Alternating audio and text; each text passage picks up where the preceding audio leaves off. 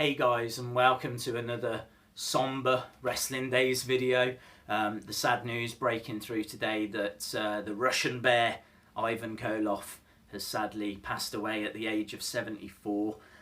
He'd had a lot of health problems recently, and I know that he was trying to raise money to deal with those, but sadly he lost his battle today. But yeah, I just wanted to take a moment just to talk to you about Ivan Koloff. I know some of you will obviously know of him, a lot of you might not. But really, to understand the importance of Ivan Koloff, you need to kind of go back to 70s wrestling, 60s wrestling, and have a look at that main event picture scene.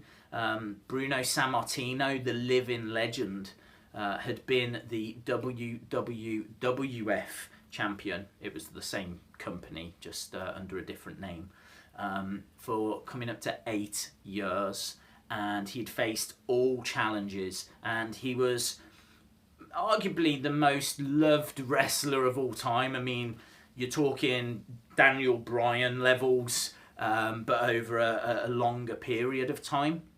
And you know, Bruno Sammartino was selling out Madison Square Garden night after night, Shea Stadium, and all of these kind of massive venues. And he faced the Russian Bear one night in Madison Square Garden and lost the title. It was Ivan Koloff that ended that fantastic run of Bruno Sammartino's, as I said, you know, close to 8-year title run.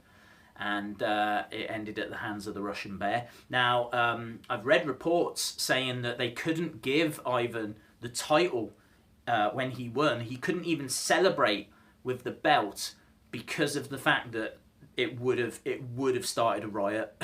You know, it's like you were talking about one of the most shocking moments in wrestling history.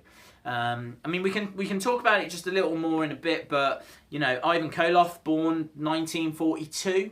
Was a massive fan of wrestling from a very young age, and you know, was born actually in Montreal, Canada. He's not Russian at all, and he came up with a few gimmicks. One of them was like a fighting Irishman gimmick, but in 1967 he settled on the Russian Bear, Ivan Koloff, and there was a lot of tensions, as there are now, between America and Russia, and it kind of played on all of that. By 1969 he joined the WWF, and straight away was into a feud with their champion Bruno Sammartino. He had a manager, Captain Lou Albano, and yeah, you know, by 1971 he was winning that title. He only held it for 21 days, and he lost to Pedro Morales, but it didn't matter. You know, job was done, and he made his mark on wrestling history. He joined and left the WWF all throughout the 70s. But he was a massive draw wherever he went. You know, all the territories wanted Ivan Koloff because it was such a strong gimmick. You know, if you think about the likes of the Iron Sheik and Sergeant Slaughter, you know, wrestling around that time really did play on nationalities a lot more even than it does today. And Ivan Koloff was a massive draw. As a singles wrestler and also as a tag team wrestler, he won a lot of titles as a tag team wrestler. He actually formed the tag team The Russians with Nikita Koloff, and he had a lot of success with Ollie Anderson as well. In total, he won close to 50 championships. You are talking about one of the most decorated wrestlers of all time. And had like a career that went over 2 decades.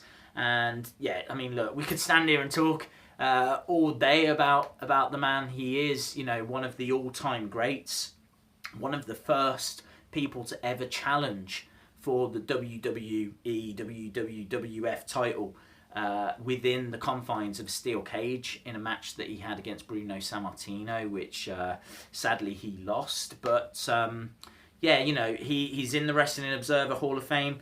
Amazingly, honestly, I cannot believe this. He is not in the WWE Hall of Fame. Vince, sort it out, right? Sort it out. I know they've had a bit of difficulty. There was a few like legal situations, but he needs to go in. As soon as they can make that happen, he needs to go in. So condolences to the family, really sad news, but I suppose the best way to finish is to say rest in peace to the Russian bear, Ivan Koloff.